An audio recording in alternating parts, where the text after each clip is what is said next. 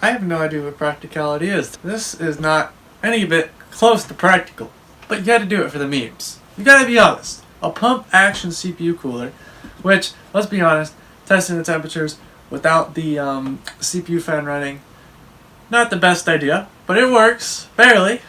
I wouldn't say you want to run full load on it, but it's a pump action CPU cooler that you can do without the fan. So say your fan breaks and you don't want to wait to do your memes, look at your memes, you can go out and make one of these out of Legos, except for the fact that this is a very difficult thing to find.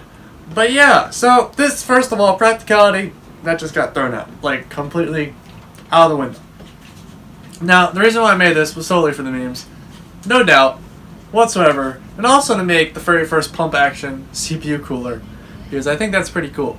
I think accomplishing two things with one stone, pretty cool. So, Legos, my medium of choice recently, and that is just because it's easier to do stuff with, and I happen to have a few of them that I can actually do a lot of this stuff with, which just makes it my ideal choice for doing some of this stuff. So, this pump action CPU cooler, besides giving yourself a workout, works barely, and when you put it on full load, it thermal throttles in about 10 minutes, which is not extremely bad. But of course, not with the stock cooler, But I had to put like a tower up here and stuff and experiment with it. But with this cooler itself, it actually takes like, I don't know, 2 minutes, which is not. You think about it, that's bad, but it's not fully bad, I guess. You gotta think in the fact that this is, of course, after a while of doing this, you get a little tired. Just a little bit. So, the point of this is not to, as I said, go through and make something that's very practical. This thing is the most least thing you can think of practicality-wise. But one of the biggest things I like about this is I pulled out my Lego test bench, which I built in a previous video. You can check that out. And I pulled that out, and I basically expanded on this little thing that pumps the air directly into the heatsink. I don't think any way close to shape or form that was designed to be like this. I think that obviously this was supposed to have air coming through the top and dissipating instead of pumping up to the side.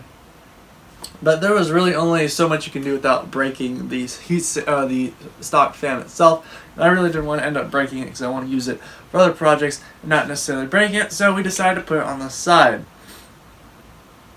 This was an interesting project. First of all, I had to figure out how to get the air tube, I guess we'll call it that, to go directly into where I wanted it, so it'll at least have some impact. Because the first time I booted it up, bad idea, just thermal throttle pretty much instantly.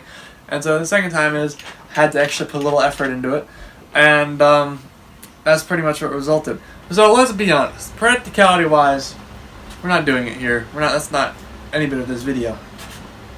But the big thing is, the point of this I wanted to say, is if you had a bigger one of these, and you had a bigger heatsink, you could probably do it, and you could probably get it done if you're willing to have a workout. Or you could have like a little thing on the bottom that you could like kick, and it would hopefully pump air into there. First of all, this is like a really small prototype of what you do, and there's two things I'd change. I'd probably put the CPU cooler or the output fan on the top, so that way, and I'd remove this fan and then let it output, and also get a bigger heatsink, almost to the point where it could be probably by itself. And the last thing is, you could always say, hey, I'm putting in a little extra, saving a little extra electricity. And you could say, oh, I'm putting it at max load, I need to start pumping some air into it, so that way it doesn't overheat. If you're doing that, yeah. I'm not trying to make this practical. This was just, I wanted to say that I built the very first pump action CPU cooler, and best part is it's all Legos.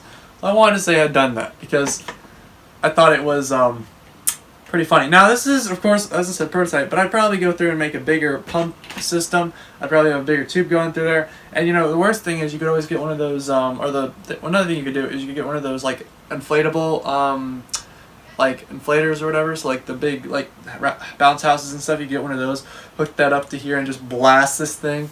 But because I've actually worked with one of those at church or whatever. I was volunteering for something. We had to pull one of those out, and we had to duct tape. It was really cool. But the point being is you could make one of those, attach it up here, and then completely blast the heatsink super fast, which might be something we might do in the future. That's a good idea.